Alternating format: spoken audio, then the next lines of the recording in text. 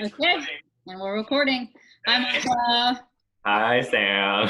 Are you ready to engage in a hard conversation with me? I am so ready. Also, the hard conversation. Laugh, laugh, laugh. Ah! Let's do Yeah, it. exactly. Well, thank you so much. I'm really excited about doing this with you. I know it's something that we do on the regular in the office, and it happens very organically, and it's a very essential part of the work that we do and the people that we are in general. And so now being able to take this and bring it to our community is both nerve-wracking and at the same time just feels like this is exactly what we're supposed to be doing in this moment, right? Um, Oftentimes, I think like we have such amazing sessions facilitating conversations with humans, and then we have such difficult conversations on our own. It's going to be a different platform almost, or just a different space that we're occupying, because we've never necessarily had the opportunity to take the conversations that we have at CDB behind closed doors and in fact show people how we do it and how difficult it is for us to, simply because we facilitate hard conversations, or we're able to facilitate tools with which people can have hard conversations, does not mean it's not super difficult for us ourselves, right? And so in having this conversation, I think it would be really valuable to do something that we value heavily at the office as well, is to set like our own community agreements between the two of us. And so um, I think you're a boss at doing that. So if you can take that on, I would greatly appreciate it. Fantastic. So I guess we won't do a full on activity and facilitate the heck out of it in terms of that. But I guess just starting kind of with sort of those boundaries and expectations of like what in terms of community agreements for the two of us.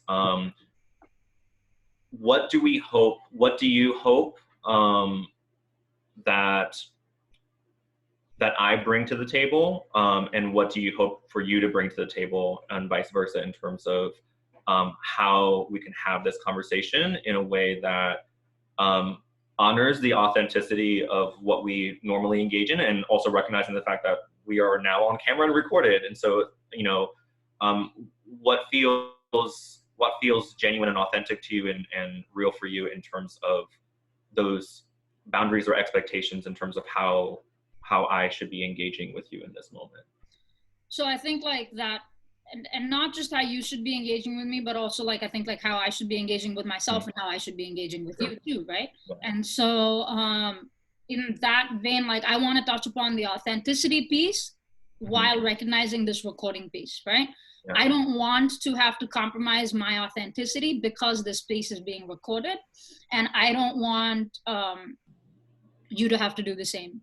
Right? So I think our commitment to our community is that we will be authentic in our thoughts. And as we are also growing and evolving, some of our thoughts can be mad problematic, right? And recognizing that and saying, that's why we're having these conversations, so that we can hold each other accountable for things we need to be held accountable for, and affirm each other for the things we need to affirm each other for, right? So constantly, I think, keeping in mind that high accountability, nothing changes simply because we are being recorded, which is why our commitment to not editing this video. With that small caveat, we are on Zoom's free account, so we only have 40 minutes, but we don't want to restrict our conversation in any way. If the conversation organically goes for 30 minutes, and 30 minutes it is. If it goes on for an hour and 30 minutes, that's what we're gonna be sharing. So at any point, if we get cut off, we're going to join right back in, and the only edit you will see in this video is us putting those two pieces together, and that's it. There will be no censorship or anything like that in the process, right? That'll be the only edit piece. Anyway, so keeping that in mind, right, I don't, simply because this is being recorded, I don't want any of our integrity to be compromised, right? We say the things that we say. We have agreed to be authentic and vulnerable in this space. We have agreed that this will be an organic conversation, and therefore that organic conversation means full transparency. And in a time when we're not necessarily getting a lot of that, I think it's incumbent upon us to bring that to the table when we make that commitment, or we say that that's not the commitment we are making, right? So are you agreed on the fact that despite the fact we're recording, we're ready to put all of this on the line? Absolutely. And I think, sorry, let me make sure. Is there an echo? Just so I want to make sure that the sound is good. You're fine. Okay, good. So I think kind of going to what you were saying of like some of the things, right? Because of that authenticity piece and like not holding back in terms of like, how do I explore the things that might be challenging for me to explore, or things that are not polished or not something that has been fully informed. I think one of those pieces too is kind of like a broader agreement or broader sort of hope that even though this is between the two of us, just because like if I share something where I'm on my own journey, and maybe again like without the expectation that like that if it's not coming up to you in that moment of like you checking me or like kind of being like, hey, I can inform that on this area, that there isn't that sort of sense of expectation that between the two of us we are going to have all the answers and figure out how to make sure, but that that just because I say something and then you don't call me out on it or kind of check that or bring that into focus in that particular moment, that doesn't mean that that isn't something that can't be explored by other folks in our community to help inform this. So I think part of this being recorded and being put out there is the fact that yes, we're having this conversation right here in this moment between the two of us, but that this is something that's an opportunity for other folks to actually continue to be part of that process, continue to be part of that hard conversation, that dialogue, to inform our understanding as we're going through this. Does that 100%. Does that feel real as well? That sounds great. That sounds real. Yeah. Cool. So what I'm hearing is a lot of authenticity, a lot of wanting to speak our truth, because that's what we have committed to in this moment, and holding each other highly accountable, but at the same time also leaving space if that accountability does not come up in this moment simply because we can't name it or we can't find the words for it, right? Inviting our community also to create that accountability space for us, right? Absolutely. While recognizing that these are ongoing conversations in our space. These are not conversations that we have, one Friday and then nobody talks about it again. Yeah. Oftentimes that accountability piece comes after the fact, simply because in that moment that there's not necessarily enough time to process, where something might be wrong in that in that split second, but you can't actually put words to it. For me, I know that processing has previously taken months, and just really grateful for the fact that we are in a space where it can take months and it doesn't feel like, well, that was months ago. You don't have the opportunity to hold me accountable now. That accountability is always, and like it's just lasting forever, right? Okay, so some of the other, I definitely want us to have like a solid set of community agreements, and then also move on to the conversation that we wanted to have. Okay, so expectations, boundaries. What are some other spaces that we can quickly explore so that we can have a solid conversation? I think in that authenticity piece, in the same way of like having time to process, and that consent piece of like, if this is something that takes time for either one of us to process further, and it's something that we, regardless of recording, aren't ready to, or is not able to be able to explore fully in that moment, that we are able to respect each other's boundaries in that sense, that I'm not going to push you further and be like, no, you got to answer this question because I asked you in this moment, but that we can sit in kind of that uncertainty or discomfort of like, I need a little bit more time to process this, and that we can always revisit this conversation later. I think that's like a piece in terms of that boundary and consent piece. 100%. I think for me, going off of that, I think for me, one of the things that we have not necessarily fully talked about, I'm realizing in this process, is the fact that when these conversations happen, very rightfully so, they happen behind closed doors. Now we're about to share this with the rest of the world, right? So there might be places that we are willing to go with each other, but we're not willing to go with everybody else. And that's perfectly legitimate, right? So recognizing our own boundaries in that space as well, and realizing that we're not doing this for sensationalism. We're not doing this for views. We're not doing this for numbers. We're not doing this for any sort of we're doing this for our community and ourselves, right? And we're doing this for Community Tampa Bay, but we're not doing this to get out of any ulterior motives. At the heart of it, we recognize this is a conversation between two human beings, and so humanity and compassion is at the heart of that space, you know? So allowing for that space to not explore pieces of identity that we're not willing to explore, allowing for that space to understand that there is, while there is commitment, there is no obligation in this space, right? And like sticking to that. And both of us recognizing that for each other. So if at any given point in time, you feel like I'm pushing a boundary that I shouldn't be pushing because you know me well, I strongly invite you to please ask me a facilitation question, such as, hey, Sam, you sure you want to go there? I just want to make sure, you know, and I will do the same for you. So committing to each other as well in that process. Full support. Anything else?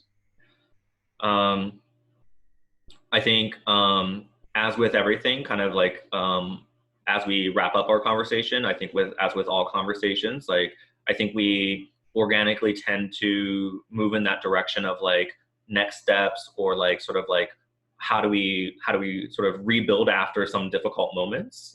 And so kind of committing to that, as part of this process as well, and making sure that, you know, that folks get to see that process as well, that we capture that piece of it, because I think that is something that I think, making sure that we honor the conversation and honor the seriousness of some of the things that we're going to explore, and at the same time recognizing that, and how to navigate that, I guess, effectively between us, in being sensitive to that, in a way where we can still transition back to being able to like reconnect, build community, or not reconnect, but, you know, build community, share, you know, shared smiles, shared laughter, things like that. You know, again, without the expectation that that has to be the case, but like in terms of some sort of like shared reflection, shared like next steps moving forward, so that there is that it doesn't end with any kind of like a rift of like, shoot, we're ending in where we're not just not in the same place, but we're also going in different directions. That we might be in different places, but we are committing to have a shared direction, if that makes sense. I don't know if that's... No, 100%. So restoration, basically, right? Yes, like ensuring that we are restored in our relationship while our opinions might differ.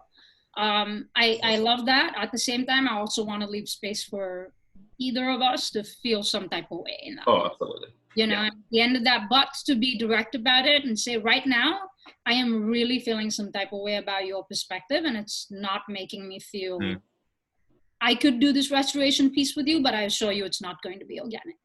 You know, being honest about that, and then laying that groundwork for the other person, laying that groundwork and having the other person respect that as well.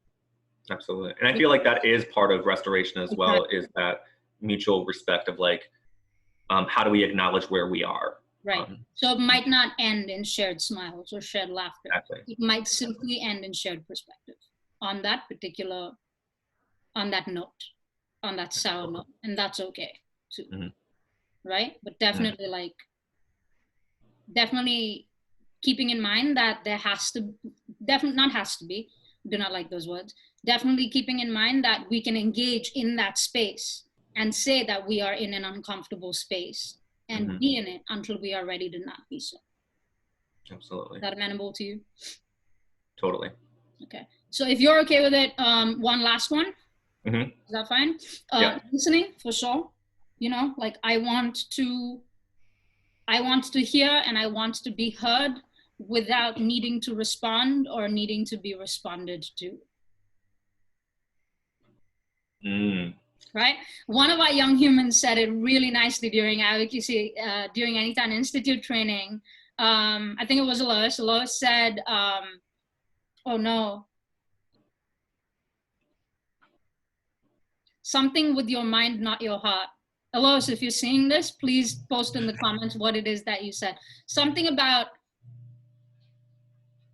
listen with your heart and not with your mind, something like that, right? To the extent where, no, listen with your, whatever, I'm sorry. Something about listen, right? Like listen with your ears and not with your mind kind of thing, right? So it's like, listen, when you are listening, listen. That's your only priority, right? And you can think after that, and after that, you can respond. Like those are steps, right? Like clear-cut steps. First step is to listen, next step is to think, and then the next step is to respond. And it just felt like such a clear-cut process, because I think listening is such a difficult task for most of us who have an opinion on everything, right? Which both of us certainly do.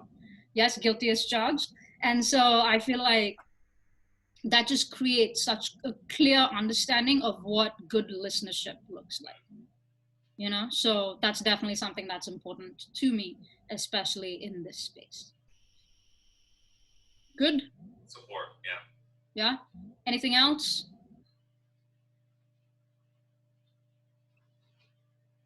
So the last thing that we usually add is confidentiality, which we do not have the privilege of in this space, and we have both consented to that. So with that, I will say, since this is being shared with the world at large, right?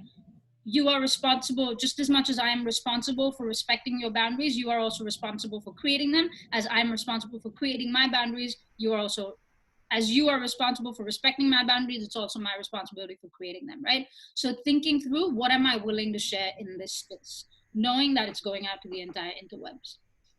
Absolutely. Right? Just keeping that in mind. Is there anything else? I think as of right now, no. And at the same time, as we go through, just kind of maybe just that last piece of like, as we continue, that we can continue to explore in the moment if there's any additional needs that we have for ourselves and from each other. Got it. Cool. Right. That sounds great. Yeah, absolutely. We can add other things as they come up. We can add things to the next time around, so on and so forth. Right. Cool. Okay. Our first time. Yeah. It's our first time. All right. Yeah. So let's get started with this conversation, right? So, social distancing. We're in, we're doing the shelter at home thing. Yeah, I haven't seen you in person for the last 3 weeks, right? And I think about, with the virtual community circle that we're doing and the interactions that we're having with other folks, right, who are also sheltered at home. I think there's a lot of people spending a lot of time together in a space that they share, but spending a lot more time together than they usually will because their routines have been interrupted, right? There's a lot of young humans who are in college, who have gone back home. There's a lot of young humans who spend a lot of time in schools, who are now spending a significant amount of time at home, and thinking about like identity and where humans are coming from and what the thought process is, even with our community. There are so many members in our community who have family, friends, relationships, so on and so forth, where they don't necessarily share the same ideologies or value systems, right? And oftentimes the conversation around having conversations around the dinner table, usually that conversation comes up, that prompt comes up around Thanksgiving and Christmas, right? How do you talk to your conservative uncle when you're at the Thanksgiving table, when you see your conservative uncle at the Thanksgiving table this holiday? How do you talk to so-and-so, whoever it might be, who won't recognize the fact that you identify as a queer human at the Christmas, when you see them at Christmas dinner this season, right? Like so on and so forth. Usually those conversations, those thinkings, that's not a real word, those thoughts, right? And support for those thoughts and higher levels of conversation around such topics come up during the holidays, yeah? We are now perpetually in holiday season, right? With, again, a lot of humans occupying space around a dinner table that they might not typically occupy that often, that much, right, with other humans. And so while we have all these conversations about how to, like, what are the processes to interact with said humans that you might have disagreements with on an ideological and value-based level, I think a precursor to that question is, what are you willing to talk about at the table, based on who you are, based on how you live your life, based on how often you see these humans, based on where you come from, based on why you're having this conversation to begin with. What is the goal of having that conversation to begin with, right? So thinking about all those things, what is the purpose? Like, what are you willing to bring to the table and have these conversations around? You know? And so in thinking about that, and in thinking about how humans have to occupy and share space together, I think, like, that's a question for me, because, you know, that's a question for me. I'm asking myself, I'm asking others, so on and so forth. I'm asking you, I'm extending this to you, because I know you have family here, not in Florida, but in the US per se, right? That you interact with. And so I was wondering, maybe, you know, like, what does that look like for you? What are you willing to bring to the table? What am I willing to bring to the table?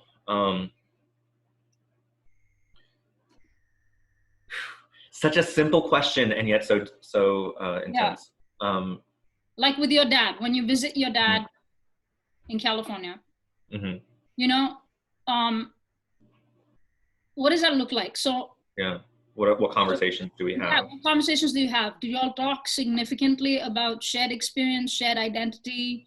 You have a lot of friends who don't share identity with you and come from minority communities. Yeah. Do you engage that? Do you engage politics? You know, like, what does that look like for you? Yeah. So with my dad, I think, so one of the things I'm thinking about in terms of, like, what conversations tend to dominate, when we do have conversations, it ends up being mostly around race and ethnicity. I think those end up being the primary. I think one of the things that kind of is definitely the case with my dad is, Dad, if you're watching, is that we all moved to the States back in '94, and he has not been back ever since. Back to Japan. Back to Japan. But he is legitimately, like, hardcore Japanese pride. Like, so definitely talks about ethnicity and culture a lot from that standpoint. And so I think a lot of times I'm in kind of a listening mode with that. Real quick funny story before getting into kind of more of the serious stuff, but, like, you know, he'll talk at length about, you know, technology, Japanese technology, and, like, here's the current trends in Japan, and blah blah blah blah, and, like, all this stuff. And people are like, oh, like, you know, like, lots of young folks who, you know, might be interacting, who are mixed, or who are, you know, Japanese American, or who are Japanese and who have come to the States, to be like, oh, like, when was the last time you went to Japan? Like, they're thinking, like, maybe, like, last year or 2 years ago. And he's like, no, I just watched YouTube videos. So definitely, like, he's he'll definitely talk a lot about Japan and Japanese culture. And for me, that's definitely something that I find value in for myself, as a way of connecting with him and finding, you know, shared identity. And at the same time, kind of going back to that original question of, like, well, what about other identities? What about, you know, when we're talking about our 10, you know, social identities, you know, ethnicity is one of them. And there's, you know, 9 others. And, you know, many more if we go into greater detail beyond that. But but that's something that I definitely think that I end up not creating a lot of space for. Um, and it's kind of making me think about sort of the kinds of interactions that I have with my dad and sort of like what is the general direction of sharing and information, um, and and my own sort of willingness to engage in some of these conversations.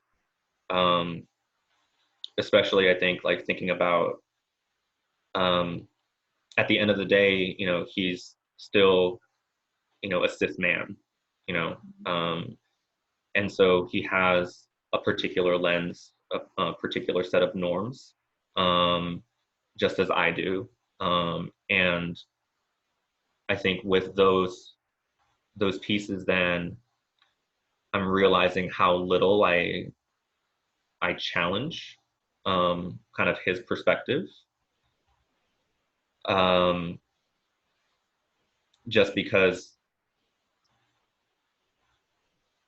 yeah, I end up kind of just, I don't yeah I don't think I create space, um, to explore other identities, with my dad.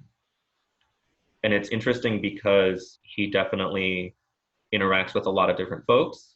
And so there's almost like a certain amount of kind of, now that I'm reflecting on it, almost like that kind of complacency that I'm almost bringing, right? Of like, oh, because he's interacting with a bunch of different people, therefore, like, um, it's almost like that. We don't have to have this conversation just because we have the interaction with people. Like, there's some tokenization or representation, whatever that spectrum is, that is there, and so therefore, like, that excuses me from having to actually get into delving into what are my biases, what are my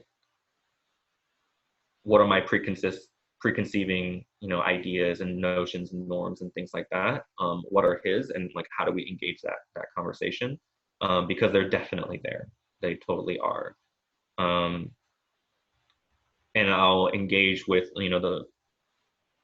more with his friends than I do with him. And like, that's something that I need to think more um, about why that is. Why is it that I'm more comfortable meeting somebody fairly new, for somebody that I haven't met before, who's one of his friends. He's inviting folks over for hot pot and everything, and suddenly I'm having conversations with other folks about, kind of nuances of identity, but not necessarily bringing my dad into the conversation. And now that I'm kind of reflecting on it, I'm a little bit sad about that, in a sense that, um,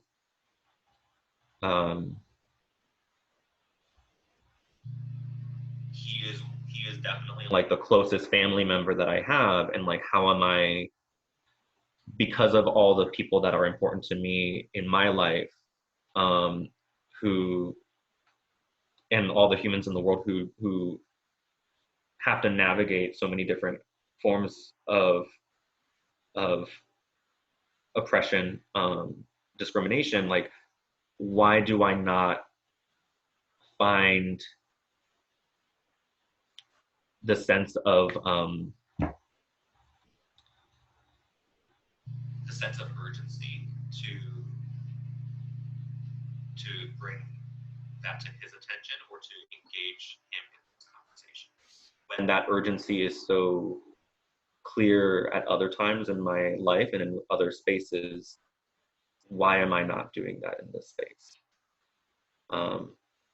So yeah, that's definitely something that, I want to explore further. I know that some of that is our own sort of communication, um, between him and myself, but, that is definitely something that, that's kind of giving an idea of what conversations am I having, at least in terms of, and then thinking about like, why, this is what has been the case. Does that mean that I'm not willing to?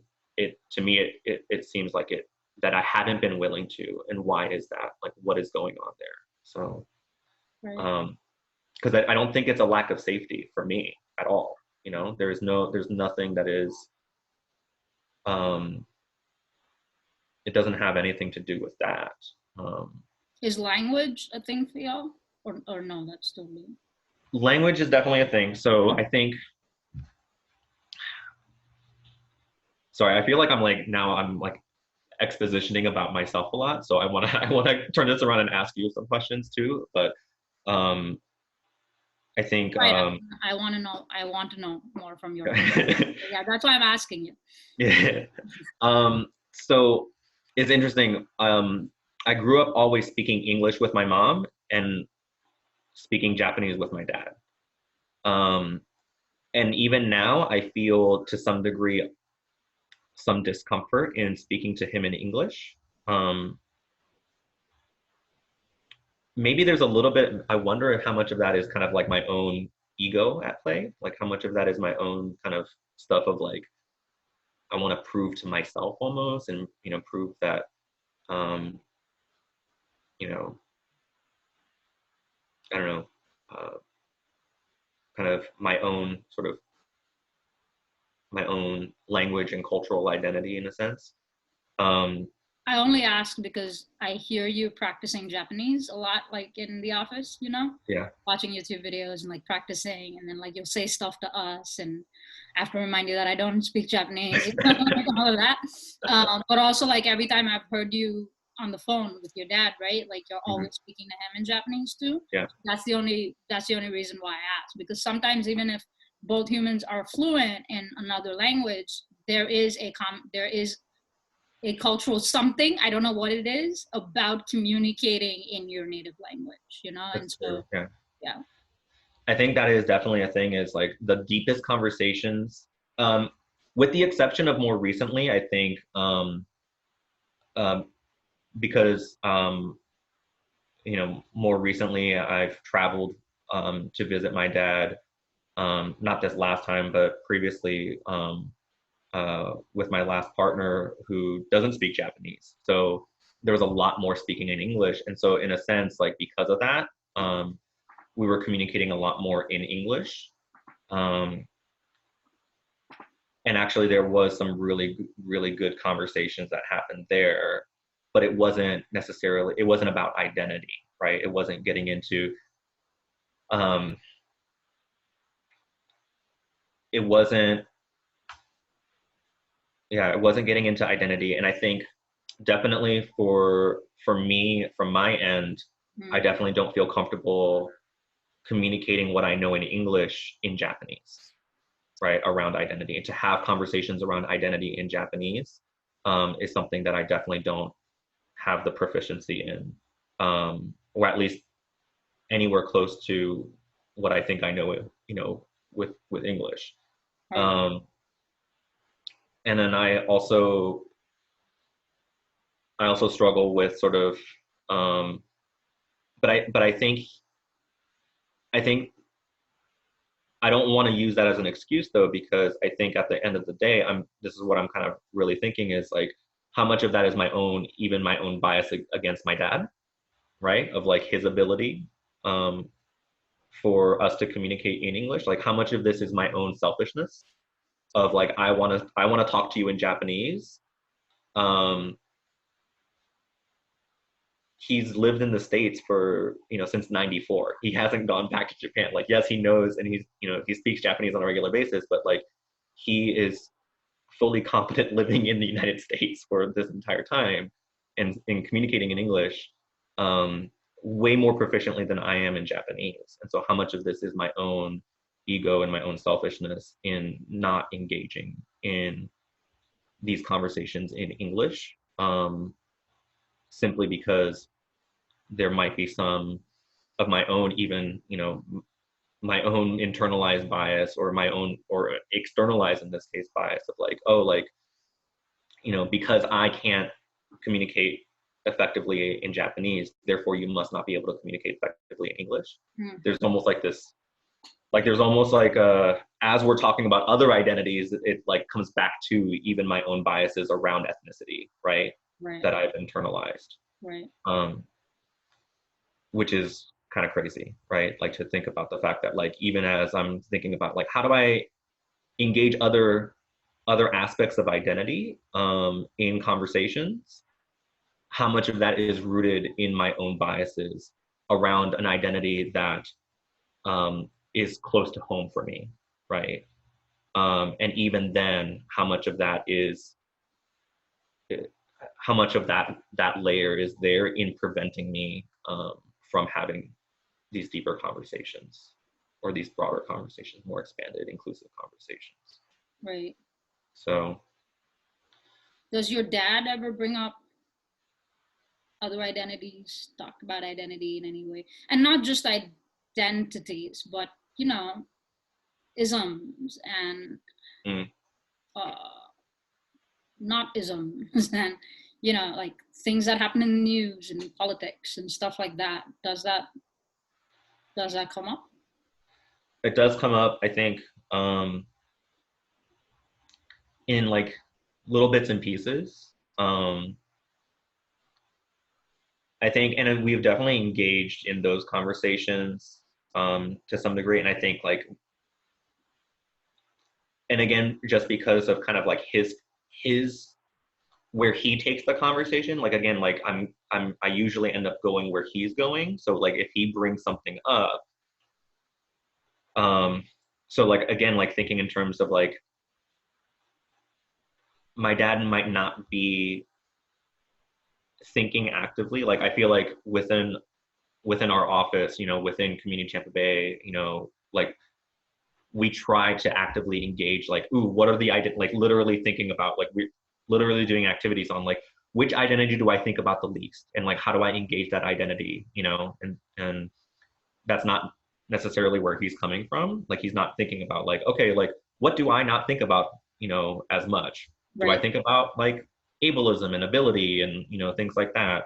Do I think about, you know, so I think definitely his focus is a lot more around race and ethnicity, and so he'll bring up a lot more issues related to race and ethnicity, His and own that's, or I'm others? sorry, His own or others as well? his own and others, and And so I think that there would be, um, and definitely like we'll end up having conversations around sort of like, um, and this is kind of like where I feel like there's a certain amount of like Japanese ethnocentrism that comes into play, um, where you know like he is super proud of being Japanese, right, right. um, um, and I think like that's where you know sometimes I'm like he'll make claims about cultures or like different countries that I'm like, how much of this do you actually know? Like, are you sure about that? Like, like, and a lot of times it is in comparison, right? So it would be like Japan is the most da da da da, and it'll be like some statement. I'm like, I mean, like, I know you've watched a lot of YouTube videos about Japan, and like, there are a lot of cultures in the world. Like, I doubt that you are an expert on everything to the point where you know for sure that Japan is the most in this area or has like this is the only culture that has this. And I'm like, I don't think so. Like, I've met a lot of people, and like, I feel like I've heard that from other people that I've like had similar experiences or like looked at things in similar ways or had like similar like have similar practices and culture. So like things like that I'll definitely you know engage him in conversation on around like things where I'm just like, I mean, Yeah. mm, but I think like those are kind of the pieces where he's most comfortable kind of exploring based off of his own experiences, and then again like a lot of times it's like visual, right? So like it's a lot more like when it comes to race, it's like very just like um um just like skin color. So like seeing like just like literally it's like you know his neighbors and kind of like very much like focused on like race and ethnicity and being like, yes, like we have like all these different folks in our apartment complex, and there is a lot of cultural exchange that happens, and so there's a lot of conversations around that. You know, folks, you know, he'll invite folks over for hot pot, and it's like literally just like, you know, just a group of neighbors that are all gathered together, you know, different racial and ethnic backgrounds. And so a lot of times then there is like cultural exchange and conversations around identity when it comes to culture, when it comes to ethnicity, but not necessarily, I think it's still coming from more of like a exchange standpoint as opposed to thinking about systems, right? And so like I think like one of the things too is like I don't, now that I'm thinking about it, I don't know how much conversation I've had with my dad about privilege, you know? Like how much,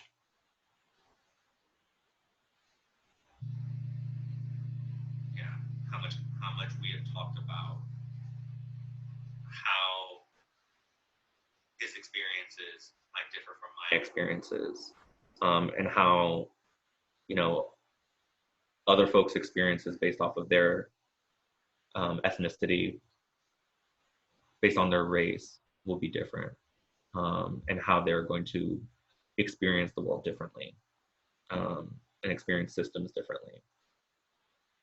I'm trying to rack my brain right now, and I'm like, I'm not, I cannot think of a very concrete example of those conversations, and that kind of gets back to what is my discomfort in having those conversations? Is it based off of my own sort of self-imposed barrier that I'm not willing to have these conversations? Because those are things where even for identities that he is willing to actively bring up, I'm not engaging and taking that conversation further. So that's something that is definitely I'm gonna think about, and I'm gonna kind of probably do some more reflection on like what does that look like if I because it is a really good question of like what am I willing to talk about, and like what is a conversation that I feel like would be productive with him, but at the same time is challenging and takes us beyond where we've been. Who decides what's productive, right? I'm so sorry? Who decides what's productive? Ooh. Especially if you're not talking about your own. Yeah.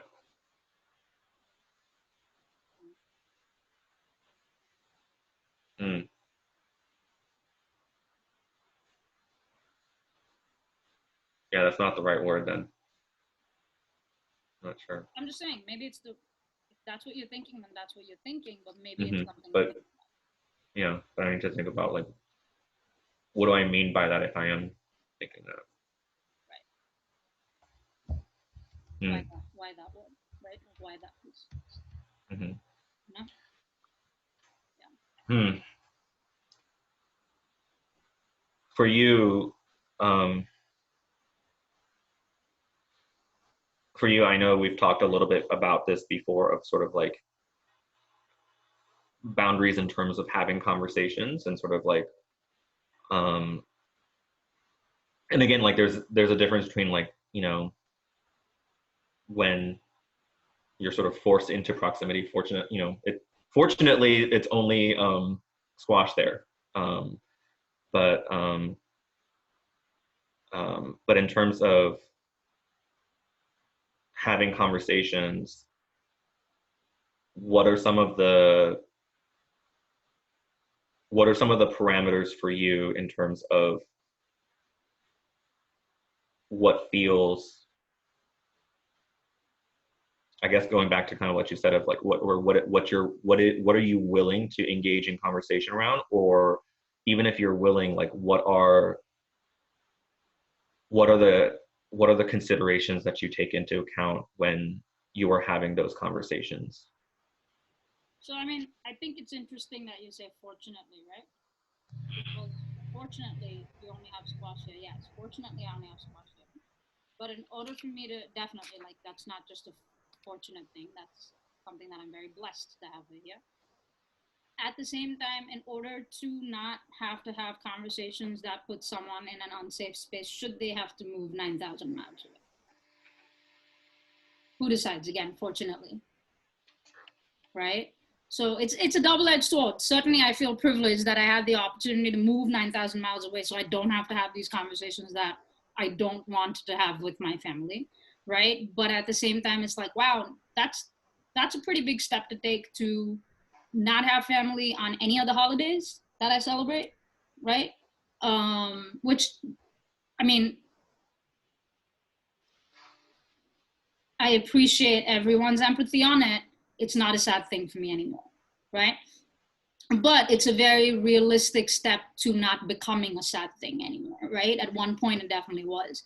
And so having to move away so that I can actually fulfill the community agreements that we set at the beginning of this conversation, right? Again, double-edged sword, you know? So conversations in general, so it's very different for me how I have conversations in the States with community, and it's very different for me how I have conversations in the States with family, and then how I have those same similar conversations when I go back to India, if that makes sense. Yeah.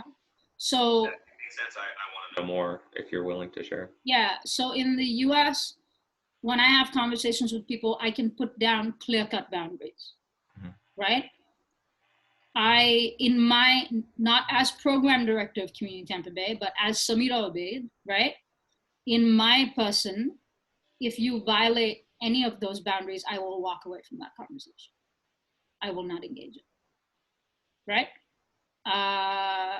Why? Because I can, you know, and I've set those boundaries. And as myself, I don't believe in second chances. I don't compromise, right? If that conversation is to continue, there has to be a heartfelt recognition of the crossing of that boundary. And certainly, I encourage people who are speaking to me as well, if I say something inappropriate and if I cross anyone's boundary, to walk away from me. That's totally an appropriate reaction to have. I don't apologize for it.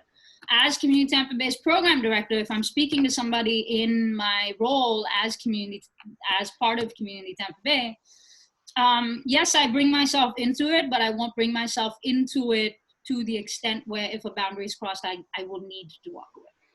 My boundaries are a lot more fluid when I'm speaking from my role as program director, yeah? My boundaries are way more fluid when I'm talking to young humans. Young humans can offend me left, right, and center, and I will still stand there talking to them. Why? Because they're worth the investment, 100%. And again, who's to define worth, right? They're standing there, they're giving me their time, that's all I want from them. Yeah, and typically young humans, if they offend, they're not coming from a place of disrespect, they're coming from a place of not knowing. That I can 100% work with, yeah? So I'm able to set those boundaries. I'm able to say, I'm not comfortable with this conversation anymore. You're making me feel some type of way. I'm able to say, okay, thank you so much for sharing your perspective, and walking away, right?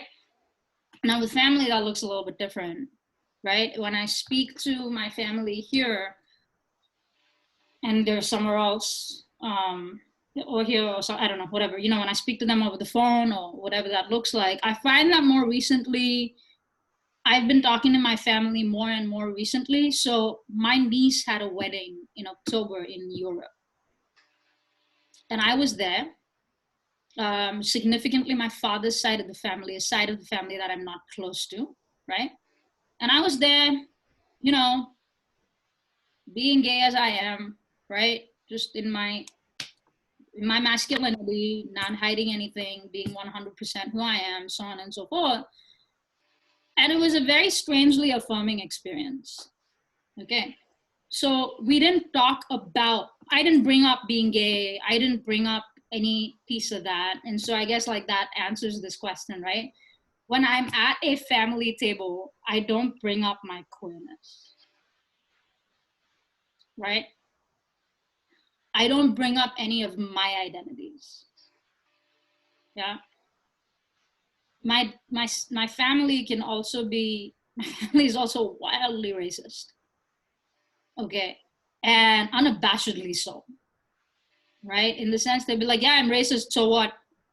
That is their response, okay? It's ridiculous. Like, I laugh at it only because it's that ridiculous. You know what I'm saying? Like, there is no check. There's no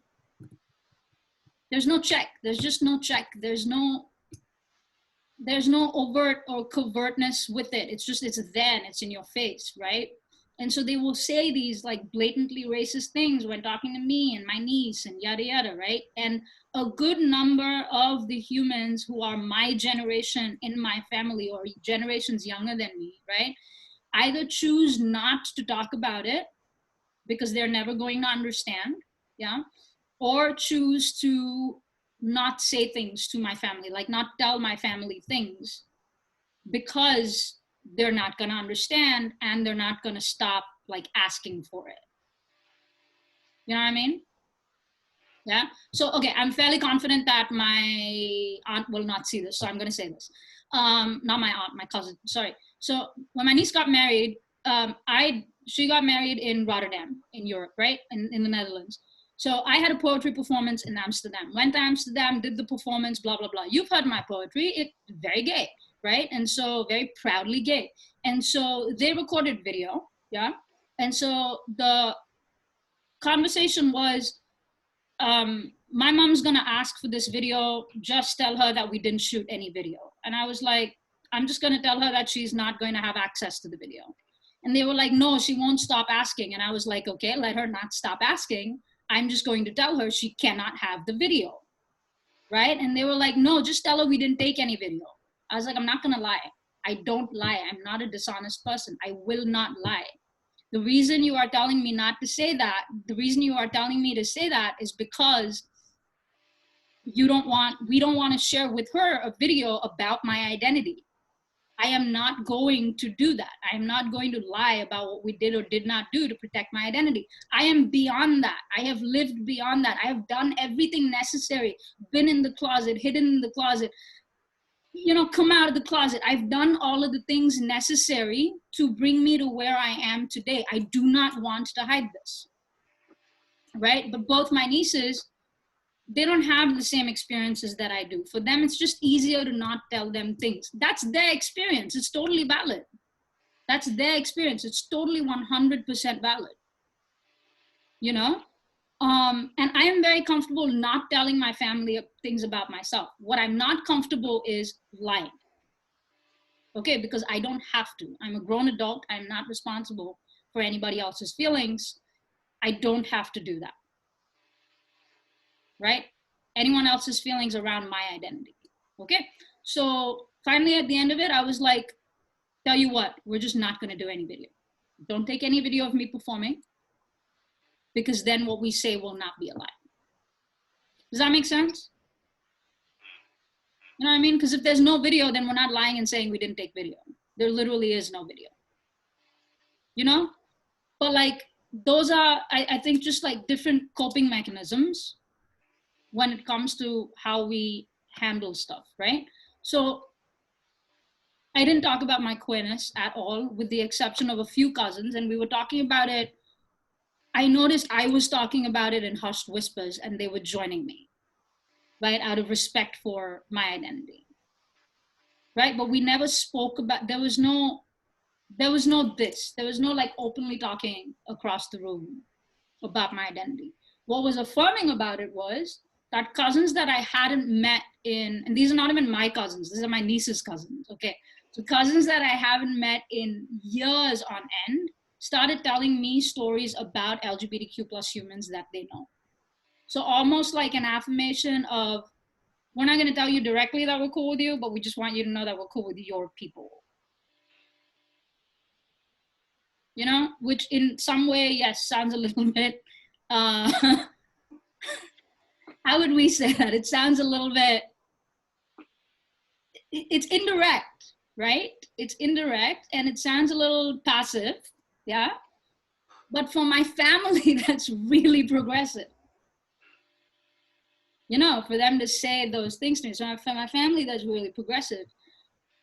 but I just never bring up my queerness with my family. It's such a daunting thing because I hate that I don't do that.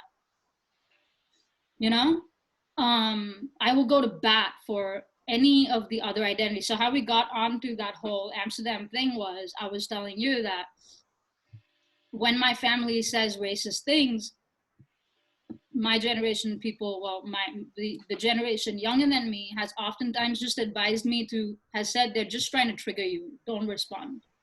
They're just trying to trigger you, don't respond. And so they won't respond because they know that my cousins and all of, you know, the rest of my family are just looking for a rise out of me. They're not necessarily talking about these things to talk about these things. They're just looking for a rise out of me. So they're like, why do you engage? In good conscience for me, how can I not engage?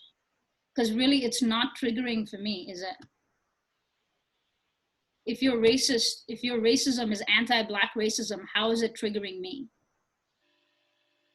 Right? I'm standing in solidarity with my Black community. And so how do I not interrupt that perpetuation? Whether the purpose of it is it not my responsibility to consistently interrupt that behavior, no matter what the intent of that behavior is?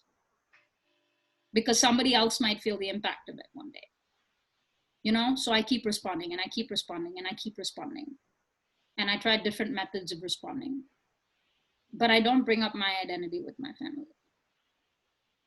That is truly triggering for me. You know? And not because I care what they think. I legitimately don't care what they think. Like I've just come to a point, I had to come to a point in my life so I could be authentic, not just in who I am, but in what I do as well. Right? Because that's another thing that I think they're slowly beginning to understand and they're slowly starting to appreciate. And I think my cousins more than everybody appreciates the work that I do, but for the most part, they just don't get it. They don't get why I waste my time on humanity. Not because they think humanity is a lost cause, because they think change is a lost cause. You know? And also if you work for a nonprofit, how are you making any money?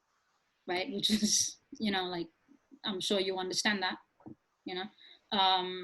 It's for so many cultures, I think how much money you make defines how successful you are and how happy you are. And that's just where they come from. That's just how, that's their perspective and they're totally entitled to it.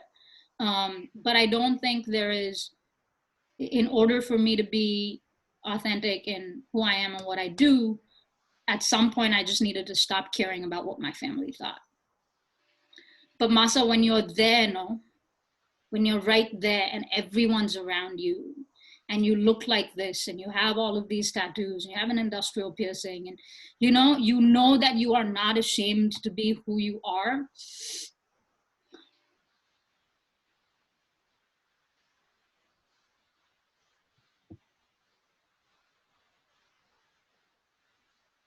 It still feels,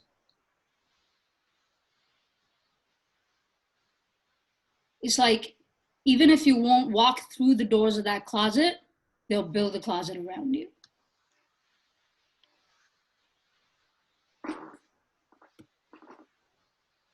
And it feels, even the acceptance feels so erasing. Because it's expected to be a certain type of way, right? So when I went to India last time, my cousins are like, I don't know why they're trying to convince me of this because I know it's not true. So like, I don't need any convincing, right? Like I'm cool with it, totally fine with it. They're like, no, everybody in the family is totally cool with you being gay. They're totally fine with it. And I'm like, what? How? Why do you know this? Right? That's not, first of all, it's not true. Why do you know this? No, of course they're totally fine with it. Okay, why do you know this? How do you know this? Right? Because everyone will talk about everyone's relationships except mine. Everyone will legit talk about everyone's life except mine. What does that say? If you can't wrap your head around what I do, how are you going to wrap your head around who I am? you know, but it's that like acceptance is not pushing something under the rug. It's not putting an invisibility cloak over it. Acceptance is saying, I know who you are, I accept who you are, and I want to engage in your life. You know? And even though my cousins are accepting like that, like they're very much like they'll ask me questions and they want to know more and blah, blah, blah. I still like, I don't feel comfortable bringing them into my life. When my family says things like, okay, so like after all this coronavirus and all that is done, you know, and the world is safe again and we can travel again and all of that, once you buy a house, we're going to come and visit you. That's a no for me, man. That can't happen. I don't want those conversations at my dinner table, in my house. You know? So we never talk about it. My dad and I never talk about, my dad and I barely talk, but we never talk about my sexuality. My mom and I never talk about my sexuality. My mom will bring it up once in a while to affirm me. You know, she just doesn't know how to talk about it. Again, and that's very legit, right? She just doesn't know how to have these conversations with me, but I know it makes her really uncomfortable. She's accepting. It's not part of her everyday life. I wonder if it would be different if she lived with me or if I lived with her. You know, if that would look differently, but I don't know, and I'm not gonna find out, most likely. You know? I don't know, like I want to be able to have those conversations.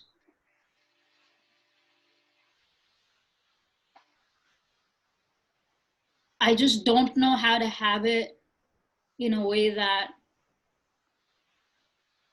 isn't a joke. You know? Yeah, because I'm talking about myself, but I'm talking about all my people too, no? I know I'm not like, you know, I'm not the representative for the queer community or anything like that, but I don't want to answer some of the questions that they ask. Some of the questions that they ask are really inappropriate. It's none of their business. And I thought I want to tell them that, but again, like that's the part of it that becomes the joke. You know? So, and there's so many things to like, where do you start? Do I start with my gender? Do I start with my sexuality? Right?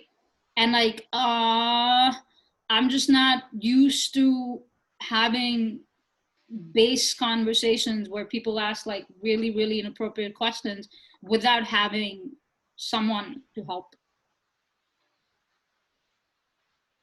You know, like not foundational questions. I mean, like vile questions, right? Without having somebody else step up and say, hey, you know, you can't ask her that and it's none of your business. You know, if I say, it's none of your business, don't talk to me like that. Tell me.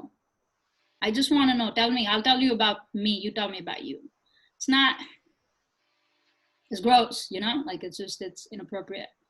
But things like that, you know, like things like that. So I want to be able to have those conversations. I want to be able to engage. And to be honest, it's not like I have conversations like that on my mom's side of the family. I don't.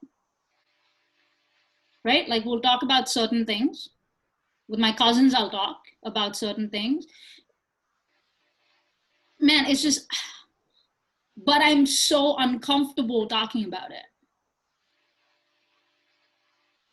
And my mom's family is like boss. They're very open, they're very accepting, blah, blah, blah, all of that. It's just that I think how little they know makes me so scared. And how many years for which I have not shared anything makes me so not scared like, oh, they will reject me. Scared like, do I have to go through this again? At some point, you want to move on. You know? It's not just about queerness, it's about like everything else also. It's just weird for me to talk. It's weird for me to talk about my job. It's weird for me to talk about my life. It's Sherlock is like the best conversation that I can have. No, it's weird to just, I don't know, it's just weird. Please. Out of all of the, because it's like you said, like where do you start? There's a lot of interwoven identities, interwoven pieces, right, of life. Um, what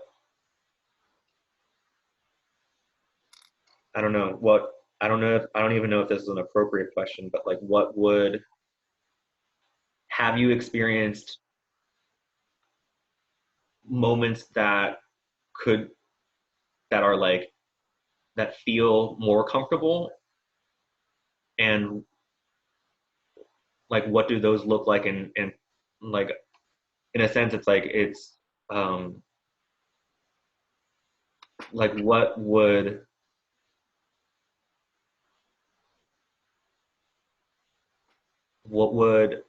create that feeling of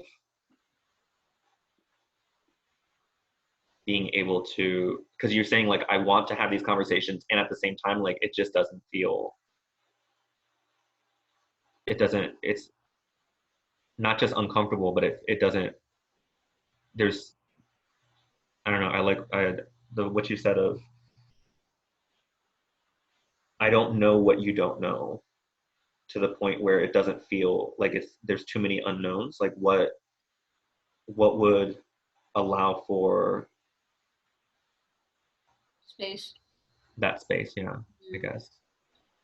I've had so many affirming experiences at the same time. Mm-hmm. That's what makes this so confusing. Mm.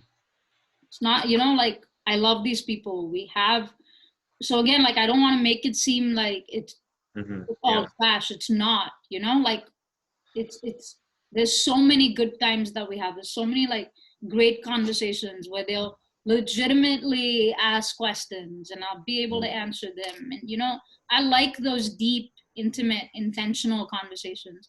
It's when it's non-intentional and they perceive it as okay. I don't know if boundaries are a thing with my family. I don't know if boundaries are a thing in India. Like my mom also slowly but surely she learned my boundaries.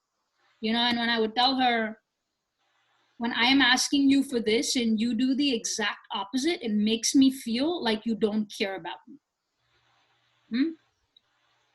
When I would say, when we would have conversations, she totally understood. She completely understood. My mom's also like a very compassionate woman, She knows I'm very different. She knows for so long I pulled away from everybody so that I could become who I am. And I think in some way she does not want to go back to that. Right? I think the saddest truth is my mom knows I can cut ties with my family like that. If it means protecting myself, Sherlock, and my community. You know what I'm saying? Like, I will do that. And she knows that. And I think my family deep down knows that. They just don't want to believe it. Right? But I wouldn't do that. Like, I don't want to do that. It'll only be out of necessity that I would do that. I don't want to do that.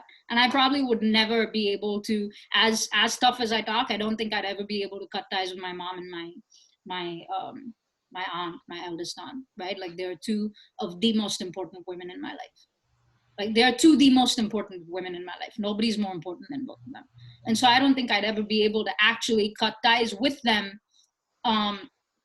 But at the same time, like I think she never wants it to go back to that. And she's come to a space where she wants to also understand her daughter and who I am, like how I live, and like all of that, right? And so I think it's more that piece of it that mom and I have excellent conversations now. Sometimes I feel like I'm lecturing her, and I've apologized to her for that. But like I say the things, and then mom says when I've apologized to her, she says, "No, you just make me." It's interesting because you think so differently from how I think, and it makes me think, and that's good for me. I should never be content with just my own thoughts. And that's a recent development. That's very recent, right? Because my mom and I disagree on a lot of things. Foundationally, we agree on the exact same things. Politically, we disagree on a lot of things. But foundationally, because we agree on so many things, it's easier for us to have those political conversations. Yeah. And so I think it's that intentionality that changes the conversation. right? But you can't tell somebody you need to do, well, you can tell them that, but how receptive they'll be to it, I don't know. But you can't necessarily force somebody to become better so they can be in your life.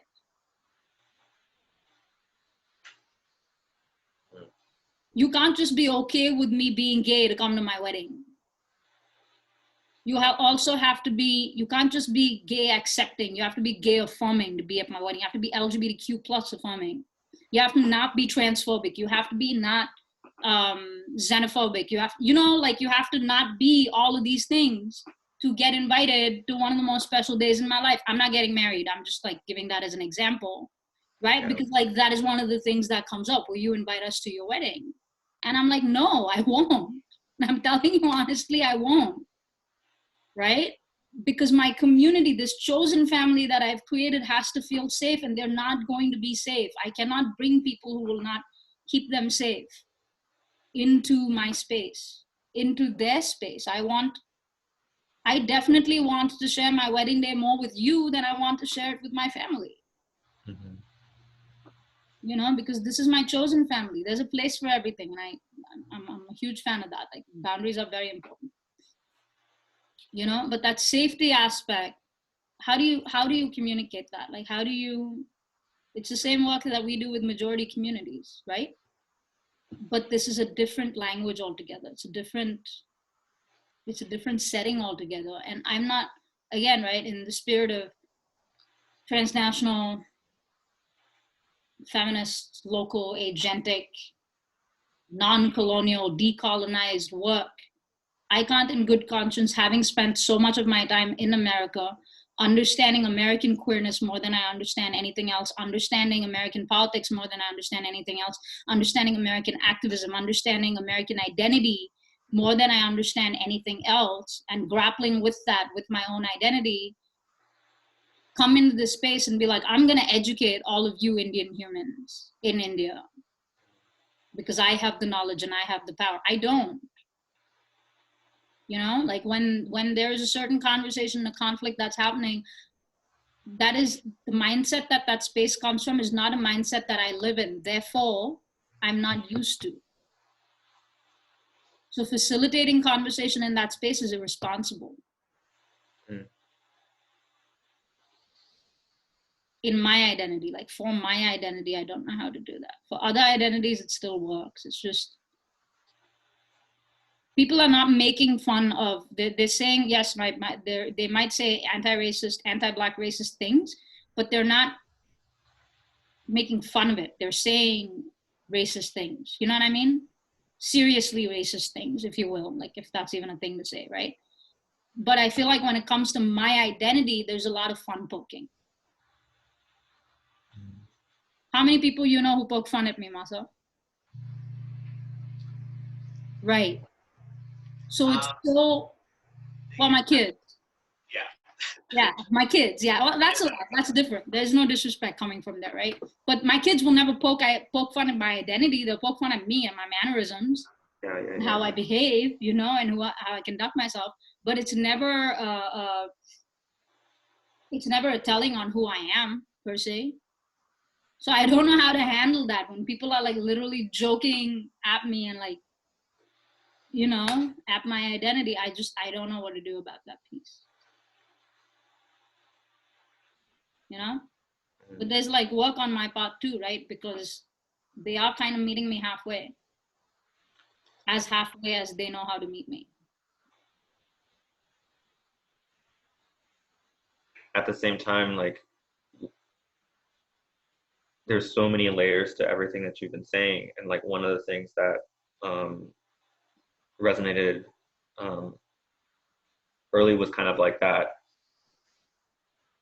piece of like, it's not that it's only negative interactions, right? Like it's not like everything is trash and then it's just like, you know, this is just something to cut off, but it's like, it's so challenging to navigate that space of like, I want to connect and I want to share, and at the same time, I don't know what I can expect from you. Like, I don't know if I invite you into this space, it's almost like not just that I don't know, but I know I can expect that it is not going to be consistently affirming. Right. And that piece. And on both sides, I come from families of very resilient women. You know, very successful, very resilient women who can do anything. That was Sherlock, bless you, excuse her, please. You know, so they're used to also putting up with a lot of crap for being women in their lives. So they've also built really strong exteriors. You know, they're also very guarded, and so they're also, I don't know, I guess like I'm the snowflake of the family because everything offends me. It's like that. Right? So there's a lot of gods. There's a lot of gods which are like, why do you have to feel that way? Why do you have to think like that? Why do you have to be so traumatic? Why do you have to be so dramatic? But you know what I mean by like those base conversations that I don't hear anymore. I don't have the necessity to hear anymore. Like those are the things that I hear. You know? So it's just, it's very, I have to do, every conversation that I have to do so much self-reflection afterwards, because it creates a lot of pain. And when I say I don't care what my family thinks, I don't care what they think about me. Right? Like their impression of me is not important to me.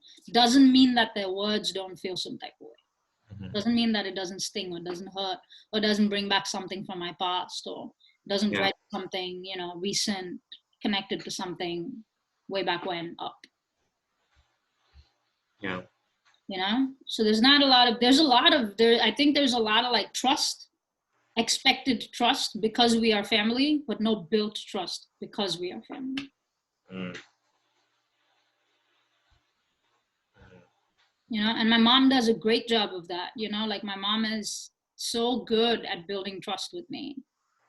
And I don't know like what reflection she's done or, you know, what lessons she's taken in from her relationship with her parents and all of that, but she's like actively working on building trust with me, and I'm trying to do the same back with her.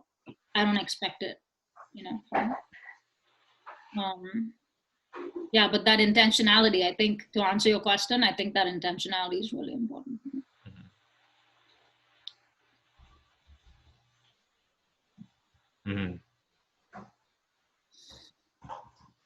Yeah, man. A lot to reflect on. Yeah, for real. What are you willing to bring to the table? I'm literally talking about a dinner table. But I think like that, in a sense, like that brings it full circle of that intentionality piece of, without asking that question of like, what am I willing to talk about? And do that reflection, and like, how am I willing to talk about that? If I am willing to talk about that,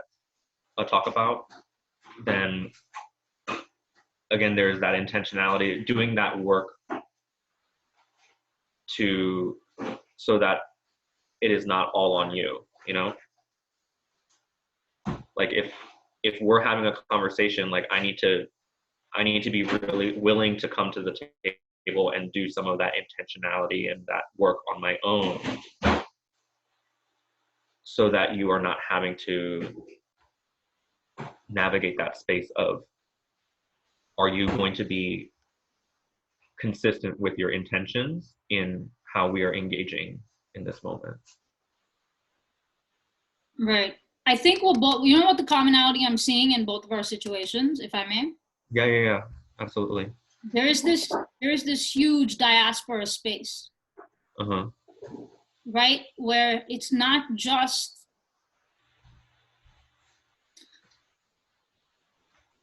like your dad is Japanese living in America, you are Japanese American, right? So there's that whole cultural space that's also coming in, and that geographical space that's coming in, right? Like he lives in California, you live here. I live in the US, my family lives in India, right?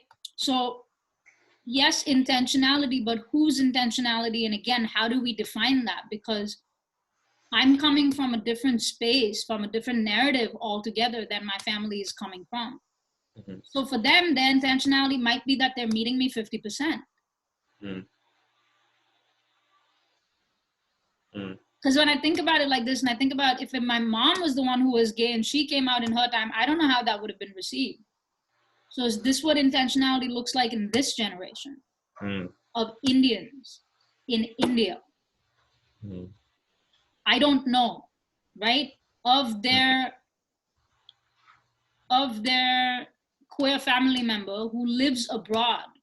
So if you're only exposed to these conversations once in 8 years, then who's defining the intentionality behind it? Mm.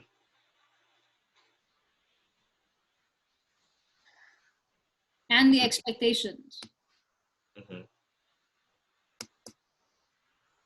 Like I ask myself, would I be as open to, would I also be anti-Black if I continued to live in India?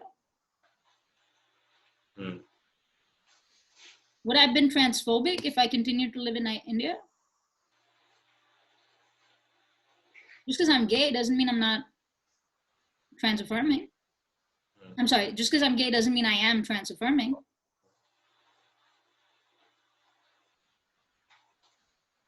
You know what I've also thought? Undocumented immigrants had no place coming to America without the right documentation. I don't know, you know? Yeah.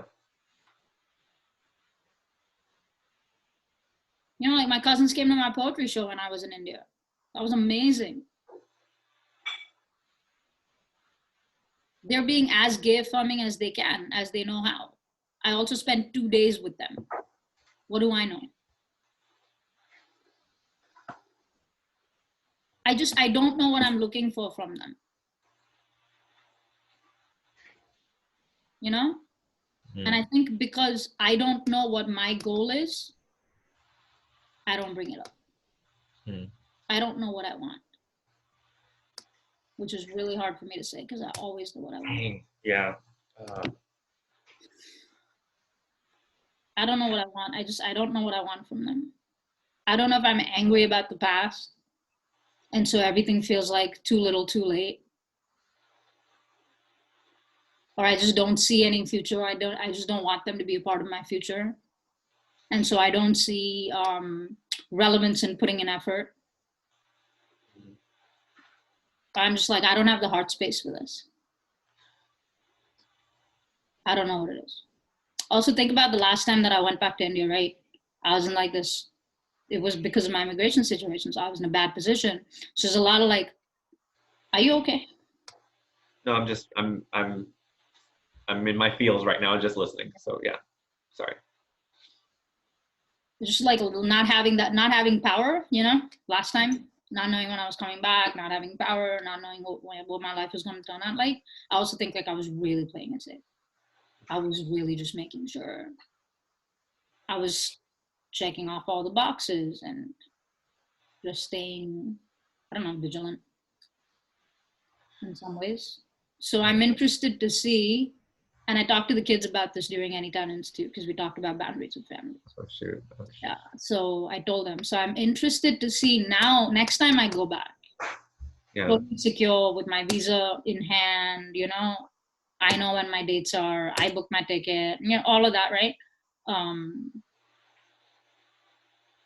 Proper plans, right? Like I'm leaving on this day, I'm coming back on this day, and in between in those 3 weeks, here's what I'm doing. I wonder how I will be. You know? Different contexts and circumstances and different, more control. More control, more power, more not having to care. Yeah. You know? Because I know that last time when I was there, even my dad would ask me, where are you going? Who are you going with? Blah, blah, blah. He'd ask me like 1,000 questions. I would actually answer him. I don't do that. I was 34 then, I'm 36 now, and I'm just getting older. I have no intention of answering any man's question of where I am going and when I shall return. You know? So But I did. Every time he asked me, I would answer. Be like, where's your friend? She's waiting outside the gate. What's her name? What? You know? And I would answer. Felt like reverting back to when I lived. Yeah. That's nuts. Very different. I was very different from who I am. Yeah. From who I am, like I was playing another role. Felt like that. It was very performative. Mm. Yeah. Yeah, man. So that's what I think we answered more what we're not willing to bring to the table. What we are willing to bring to the table. How you feeling, Masa? I'm feeling super reflective. I think in hearing you share, it's making me think a lot about, and again, like your own your observation about like the diaspora and like what does intentionality look like, and like how do I and again, like how do I make sure that I'm clearer for myself, and what expectations am I don't know, I'm internalizing for myself of like kind of connecting together with my own sort of like, what are the things that are my own stuff that I'm bringing to the table in my particular circumstance, as opposed to what am I putting on my father, you know? Yeah. So that's definitely something that is, I want to explore this more of like, and thinking in terms of like, also that piece of what is his understanding, and what is my goal, and where am I trying to meet him in having these conversations. Yeah. So definitely. Yeah, same. Take away. Even can I have these conversations, you know? Yeah. Definitely reflected upon a lot of this before, but not in conjunction with each other. Mm-hmm. Very like individual conversation based, not like thematically together. So definitely want to do that work. You know, because again, like I love my family. That they've been great through all of this, and my expectation for them is still to be greater. Yeah. And I don't know where that's coming from. I don't know if that's futuristic, or I don't know if that's past bound.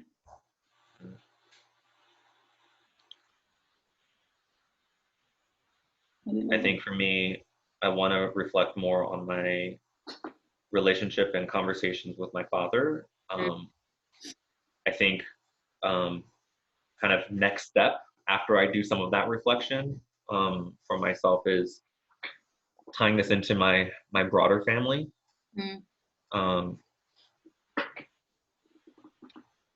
My mom's side of the family, and different dynamics and different contexts there. But some of that, the same question of what conversations am I willing to have? Right. Am I willing to engage? What does that engagement look like? And I think I want to reflect on that a bit more, because I think it's changed over the years based on circumstance. But it's something I want to explore a little bit more on my own. Especially after this conversation. Yeah. Yeah.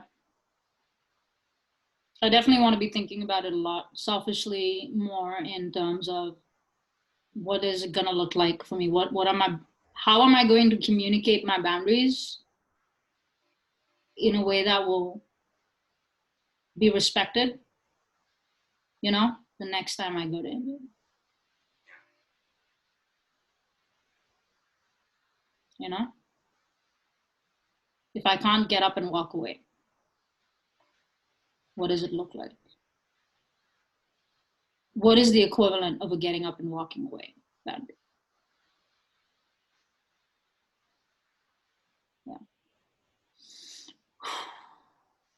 That was awesome. Thank you. Thank you, Sam. That was deep. I kind of want to cry. Like, I don't know, there's a lot of feelings that I was feeling in this moment that I was just like, hence the reason. I'm so sorry that I was like showing that you had to ask how I'm doing. I'm like, no, like, I'm just, but it was, there's a lot, there's a lot in this that I'm definitely taking. So. Yeah. Cool. Thanks, fam. All right. We get to sign off. Yeah. We're just gonna stop the recording. We're just gonna go. Yeah. Yeah. Is there any restorative piece that you want to do? I know we have action steps, but I mean, in terms of our emotions in this moment. Do you have? I'm fine. Do you have anything that you need from me in this moment?